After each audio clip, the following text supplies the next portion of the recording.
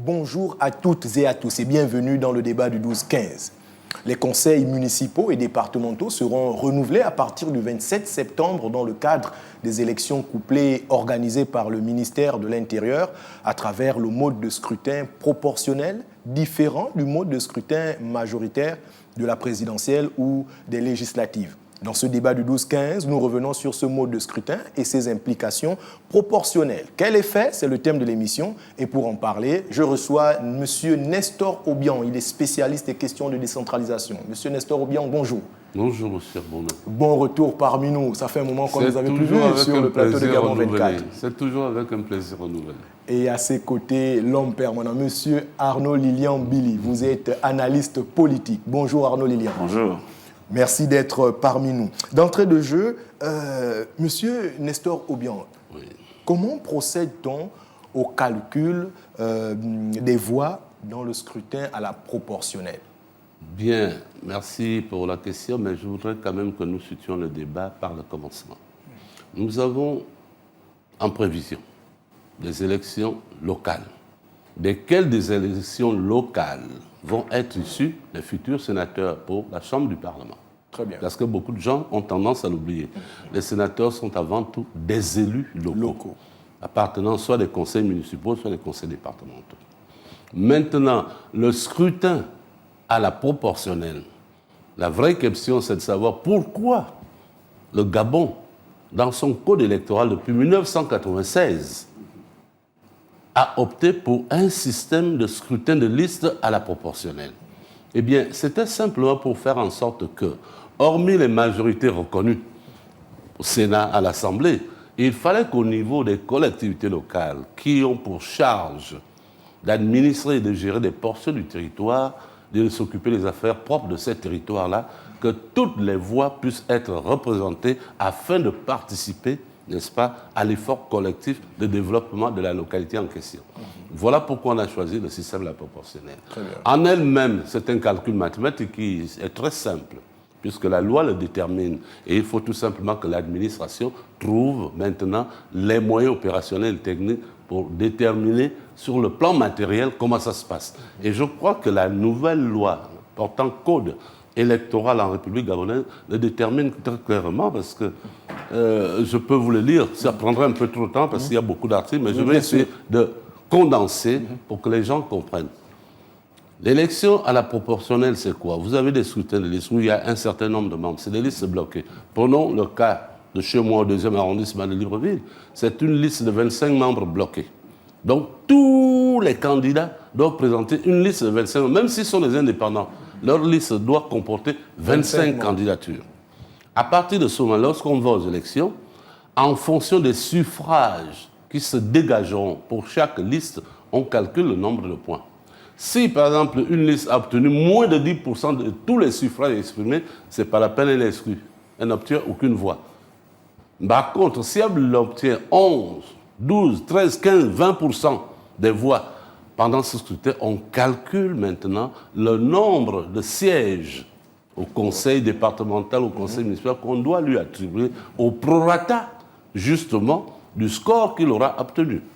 Ça veut dire simplement que la proportionnelle, c'est tout simplement le prorata en fonction du score. Voilà. Oui, Arnaud Lilian. Arnaud Lilian, est-ce que la proportionnelle, on l'a bien compris, vise à favoriser parfois les petits partis, mais est-ce qu'il n'y a pas aussi un risque d'avoir un éclatement du paysage politique?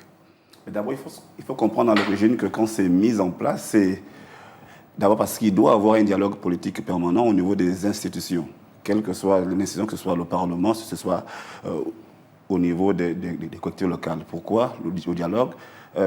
Parce qu'en retour, il ne doit pas avoir une seule voix majoritaire qui s'exprime. Il faudrait que tout le monde s'exprime. Et que tout le monde s'exprime, il y a un quota bien précis à respecter et aussi un devoir à faire, celui d'atteindre un certain nombre de pourcentages.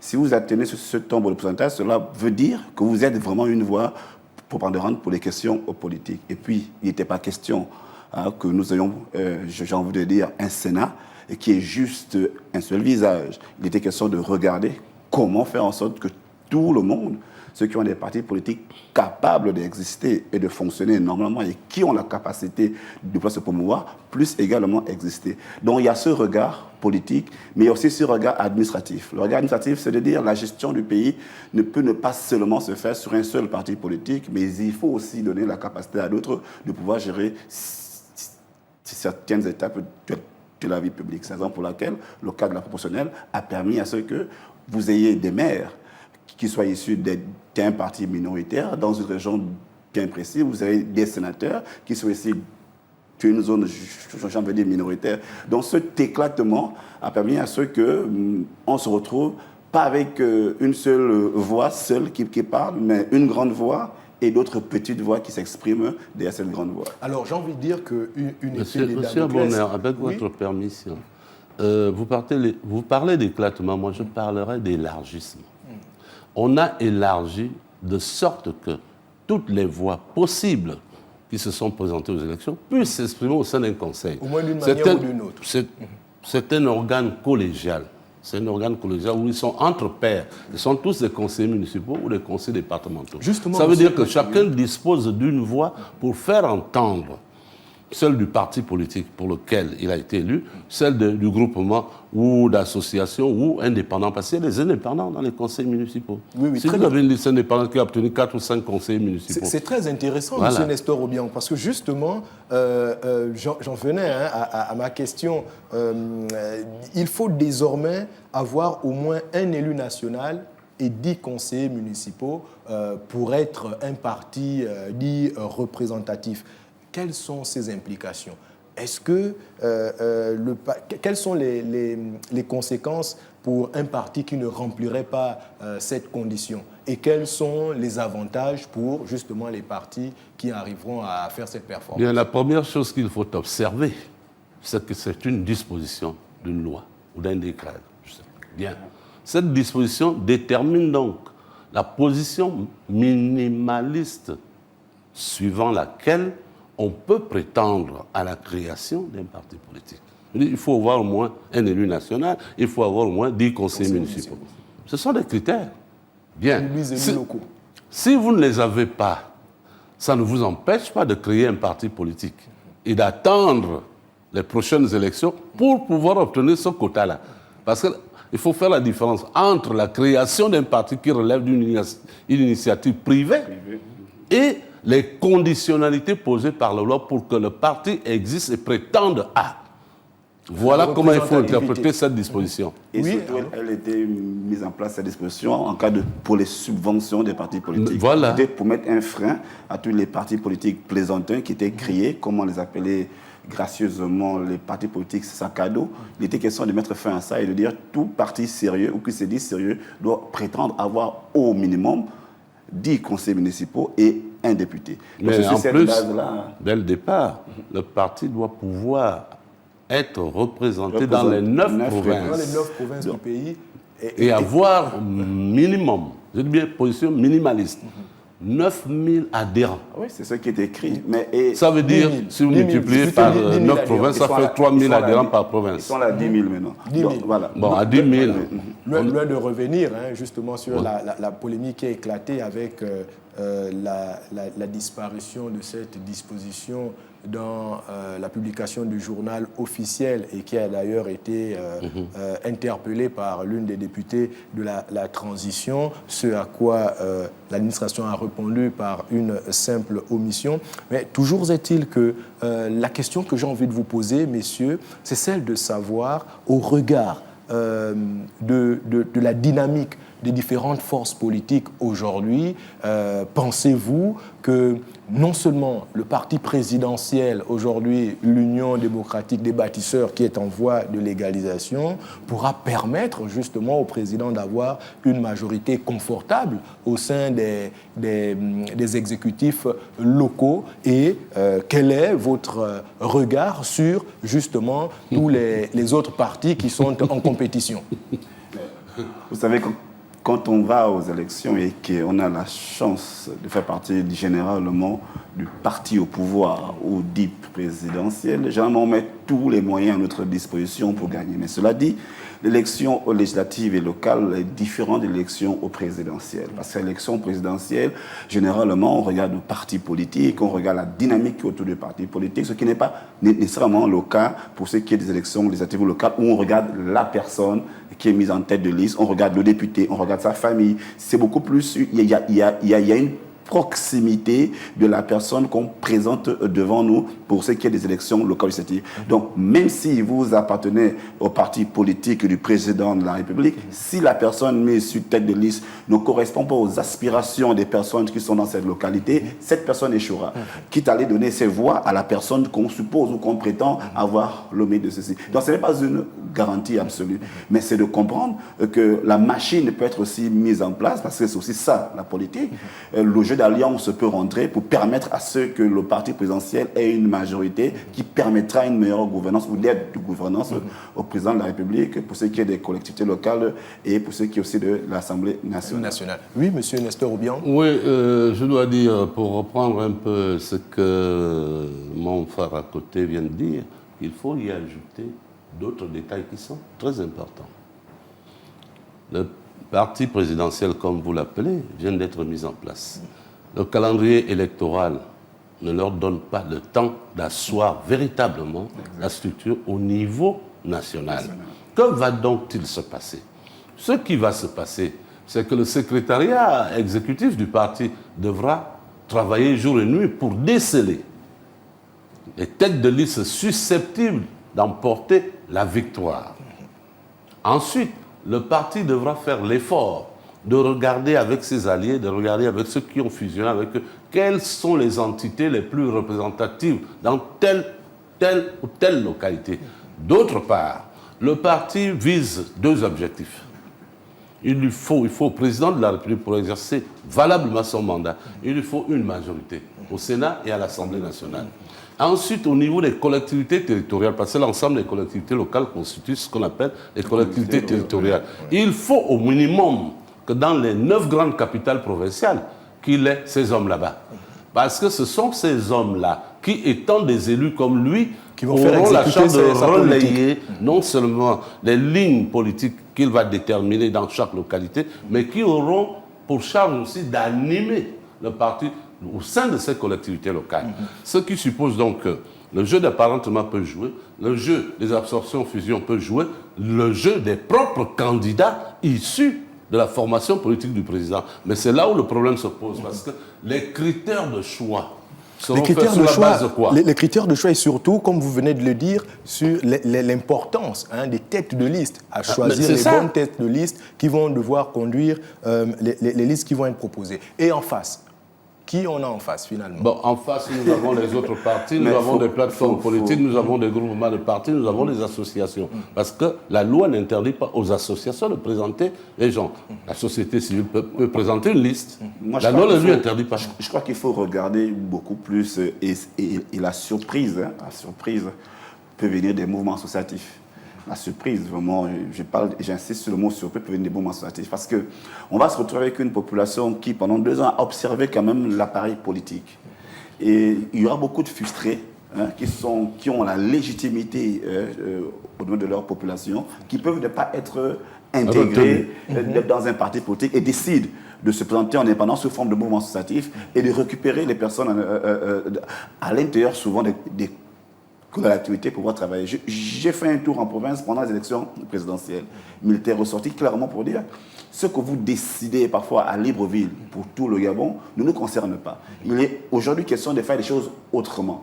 Ou quand vous allez mettre votre parti en place ou tous vos partis, des personnes que vous allez décider, nous ici au village, on a des personnes clés. Dans notre département, nous avons déjà choisi notre tête de liste avec qui nous allons travailler. Voici le risque ou la surprise qui peut arriver.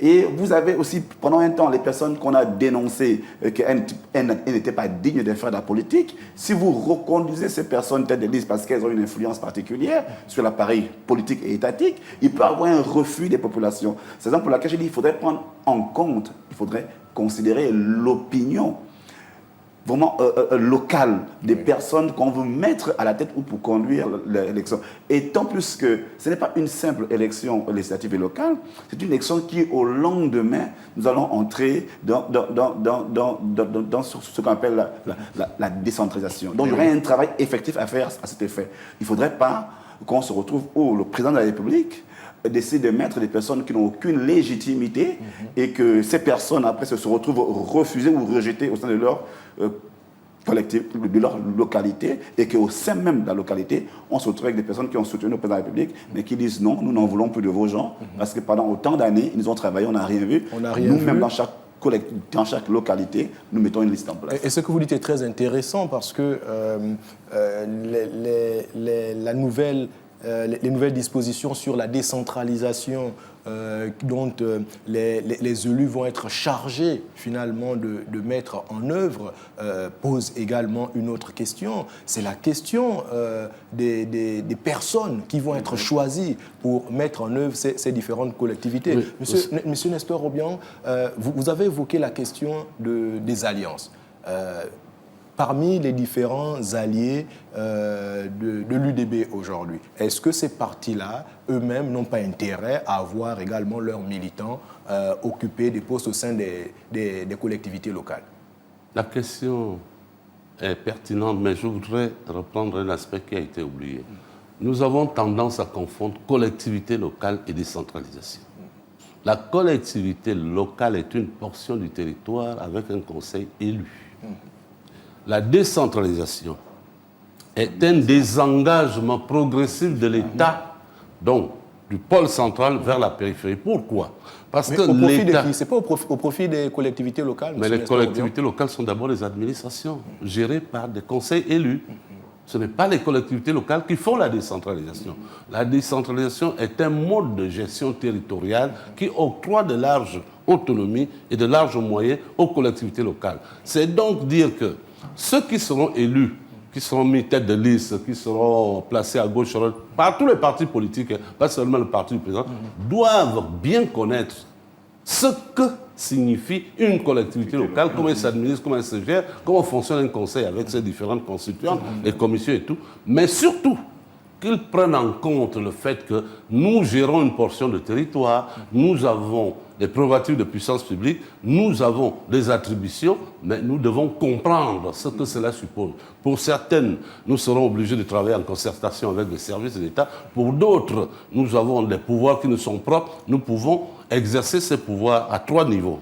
Le premier niveau, c'est que chaque maire, chaque président de conseil départemental est d'abord un agent de l'État.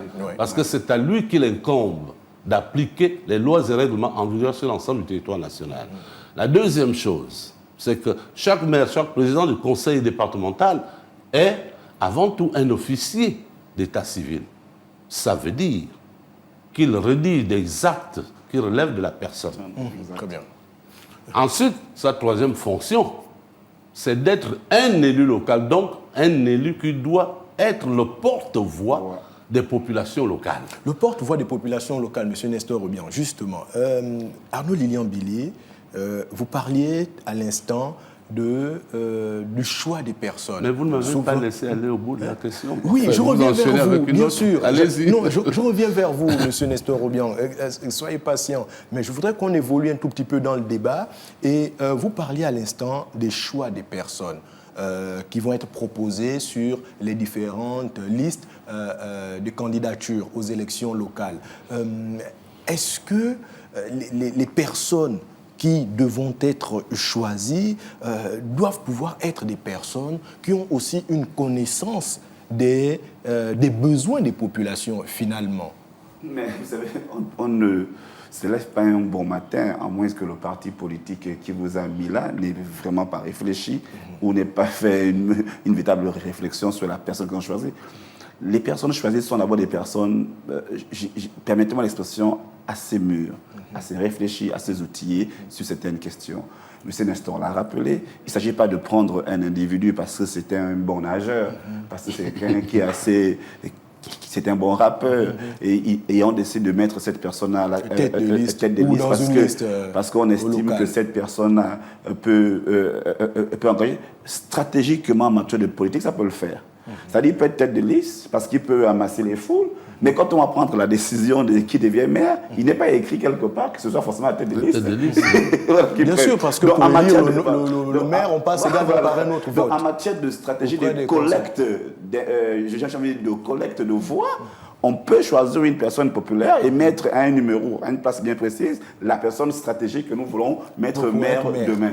Et ainsi de suite. Mais, Monsieur Brunner, ce que j'ai constaté, parce que j'ai été quand même pendant plus de 35 ans au PDG, bien, ce que j'ai constaté, et c'est ce que nous avons toujours fustigé lors des congrès du PDG, c'est que le choix des candidats du PDG n'obéissait pas aux normes dictées par le statut et le règlement intérieur. Ce choix était fait en fonction des affinités des uns et des autres. Et quelles affinités, vous les connaissez. Maintenant, ce qui va se passer... affinités politiques. Bon, bref, il y en a d'autres. Il y a d'autres types d'affinités, vous le connaissez, ce n'est pas à moi d'en parler ici, ça ne m'intéresse pas. Non, maintenant, ce qu'il faut arriver à obtenir, c'est-à-dire, il faut, puisque nous sommes dans une nouvelle dynamique, il faut créer un équilibre tel que la loi ne prévoyant pas un niveau particulier ou un statut particulier pour les candidats, et il faut qu'au sein des partis politiques, au sein des groupements, au sein des associations, qu'on regarde quand même si la personne qu'on met en avant a au moins une modeste expérience en matière administrative, en matière de gestion, en matière de connaissance des prérogatives de puissance publique d'une collectivité sur la ville. Parce que une collectivité a des compétences en matière d'urbanisme, d'environnement, en matière de santé, en matière d'école, et ainsi de suite. Et pas seulement mettre en avant le côté populaire, harangueur des foules, etc. Ensuite, ce que nous nous sommes efforcés de faire lors du dernier congrès du PDG, c'était de dire, écoutez, puisque vous avez l'habitude de choisir entre vos copains parce que telle information, l'autre ne l'est pas, et ainsi de suite, faites en sorte que tout ce que vous aurez choisi vienne avec des programmes. Avec des programmes, effectivement, des propositions concrètes. Voilà, des propositions concrètes. Pour le PDG. Comme cela, au moins, ça nous permet de voir si ces programmes correspondent aux préoccupations des populations qui vont avoir à gérer. Et non pas accepté. Pour emboîter le pas, M. Nestor Obiang, vous parlez de la question du PDG. Il y a un constat qui se dégage, on constate un bicéphalisme au sein de ce parti. Est-ce que ce parti ne risque pas, à minima, voilà, de ne pas avoir d'élu si aujourd'hui il fait les frais de la division dont plusieurs partis à l'époque qui étaient face à lui ont toujours été, un caillou dans la chaussure. Aujourd'hui, ce PDG-là connaît ce type de division. Est-ce que ce n'est pas un risque pour lui pour avoir des élus? Monsieur Brunner, je prends ça sur moi. C'est mon opinion. La question est très facile à résoudre. Elle est facile à résoudre. Elle est d'abord facile à résoudre au sein même du PDG, qui a ses statuts et ses règlements intérieurs. Bon, ils n'ont pas pu s'entendre. Ça crée, non pas un bicéphalisme, mais deux factions rivales au sein d'un même parti. Maintenant, le véritable problème, le véritable problème, puisque vous parlez en termes de bicéphalisme, c'est-à-dire s'il y a deux tendances qui se réclament d'un même parti, c'est maintenant soit au plan interne de dire, bon, écoutez, nous, on en a marre de cette guerre de factions, on a choisi tel, c'est lui qui dirige le parti et le reste suit. Ou alors, vous portez l'affaire devant les tribunaux, et tel est le cas. Mais la loi, qu'est-ce qu'elle nous dit? La loi nous dit, sur le plan administratif, s'il y a bicéphalisme de fait qui est constaté par le ministère de l'Intérieur, ils sont suspendus. Ça veut dire que normalement, on peut suspendre le PDG à prendre part à ces élections. À ces élections. Arnaud Lilian, voilà. Vous voulez réagir? Ensuite, aujourd'hui, le PDG... Je termine. Oui. Ensuite, s'ils ont saisi les tribunaux, et vous savez que lorsqu'il y a une instruction judiciaire, là aussi, ça demande la suspension des belligérants à exercer des fonctions au sein de leur formation politique. Donc il faut attendre. Mais la loi est là, on peut l'appliquer, le ministère de l'Intérieur peut l'appliquer. C'est comme les tribunaux vont rendre un verdict. Eh bien, Arnaud Lilian, il y a véritablement un risque aujourd'hui de ne voir aucun élu PDG au sein des... Mais c'est eux-mêmes qui ont créé les problèmes. Tant qu'il n'y a pas d'entente à l'immédiat, il y a un risque. Et le risque, pour moi, ce n'est pas tant le mécontentement des deux personnes qui tirent aujourd'hui le PDG, mais c'est plutôt, est-ce que ces deux personnes ont pensé aux militants? Parce qu'il y a un moment donné, il faut penser aux militants, il faut penser aux aspirations des militants. Tous ceux qui ont été nommés MBPA, qui ont commencé déjà à faire un travail sur le terrain, en perspective aux futures élections, j'ai envie de dire la branche l'OMB qui s'est mise en mode automatique de fonctionnement, et on vient vous dire qu'il faut révisiter ça, il faut revoir. Est-ce qu'il y aura d'autres nominations pour d'autres personnes qui iront sur le terrain, Ali Akbar Nangadé qui y tend la main? Donc, s'il n'y a pas assise et compréhension mutuelle à l'instant, non seulement ils vont perdre plusieurs militants, et il se peut qu'il y ait une vague de démission après, puisque vous ne vous entendez pas. Et il y a des personnes, et malheureusement, avec le code électoral actuel, ils ne pourraient pas se présenter. Mais généralement, le passé nous l'enseigne. Tous ceux qui ont eu ce système de famille ont été séparés. Le passé, là. Le tout premier cas que nous avons eu en République gabonaise, c'était Mbaba Sol. Son parti s'est divisé avec le RPG de l'autre côté. Donc, vous voyez, le risque, il est là. Et je crois que le simple fait que l'appareil politique regarde aussi au niveau des juridictions, on va dire, comment vous allez faire. Il n'est pas question que la juridiction soit partisane, il est question que la justice fasse son rôle. Parce que même les militants ont besoin d'être situés pour le respect d'abord du militant et du militantisme apporté à ce parti politique. Lilian, est-ce que c'est la conséquence logique de la perte de l'hégémonie du PDG? Ce n'est pas la conséquence logique, c'est la conséquence que pendant des années, il y avait des guerres internes qui ne sortaient jamais. Aujourd'hui, cette guerre interne, c'est-à-dire le mécontentement de plusieurs militants, aujourd'hui sort à travers cette grande division. À l'époque, il était difficile de s'exprimer en contradiction avec l'appareil politique, surtout pour ce qui concerne le PDG. Aujourd'hui, la liberté leur est donnée, et de ton, je parle de la liberté de ton, de dire je suis d'accord ou pas. C'est la raison pour laquelle ça ressort. Alors, moi, je voudrais ajouter en disant juste la question, et puis vous allez terminer, parce qu'il nous reste beaucoup de temps, M. Nestor Obiang. Aujourd'hui, on voit un tout petit peu ce qui se dégage du côté du PDG, mais pas que. On regarde du côté de Réagir, et là-bas également, il y a pas mal de soubresauts. Est-ce qu'aujourd'hui, l'offre politique des partis politiques qu'on a aujourd'hui dans le paysage politique de notre pays arrive à proposer une offre claire auprès des citoyens pour leur permettre de se déterminer? Bon, d'abord, M. Abourner, je voudrais vous dire que lorsqu'on crée un parti politique, ce n'est pas pour faire une offre aux populations. On crée un parti politique parce qu'on pense à conquérir le pouvoir, on met en place des programmes, ça peut être un programme d'action, ça peut être un projet de société, et on a envie de le réaliser. C'est pour ça qu'on va à la conquête du pouvoir. Malheureusement, dans le cas du PDG que nous connaissons, puisque c'est le parti qui a quand même géré ce pays pendant plus de 50 ans, personne, j'ai assisté à tous les congrès du PDG, personne n'a jamais tenu compte de ce que les militants pensent. Les hommes étaient désignés en fonction de leurs affinités avec tel ou tel parrain, tel ou tel ceci, tel ou tel cela. Moi qui vous parle, j'ai eu 32 ans, n'est-ce pas, d'exercice à la mairie de Libreville, mais je n'ai jamais été conseiller municipal et pourtant membre du PDG. Pourquoi? Parce que M. Obiang ne correspondait pas au profil qu'il fallait. Ben, aujourd'hui, on est dans un nouveau contexte. Nous sommes dans une nouvelle dynamique. Oui. Le contexte veut que cette nouvelle dynamique va amener les gens à regarder. Prenons le cas du PDG dont nous parlons et de Réagir. Est-ce que les dirigeants de ces partis, en se mettant dans la position où chacun sort avec son ego, ont-ils compris que c'est en fait les militants qui allaient souffrir de cette guerre des égos? Ah, mais bien sûr. Voilà. C'est la grande question. Malheureusement, au PDG, c'est pareil. Vous parti est déjà arrivé à son terme, voilà. Monsieur. Je sais que ce sont des questions qui vous passionnent, mais nous devons rendre l'antenne, et c'est donc sur ces mots que nous allons nous quitter. Je rappelle juste que nous discutions donc de la proportionnelle, quel effet, et on revisitait donc ensemble les forces en présence en vue donc de ces élections législatives et locales du 27 septembre prochain. J'étais en compagnie de M. Nestor Obiang, il est spécialiste de décentralisation, et à ses côtés, M. Arnaud Lilian Billy, qui est analyste politique. Le débat du 12-15, c'est déjà fini, mais ne zappez pas, l'actualité se poursuit sur Gabon 24. Merci à vous.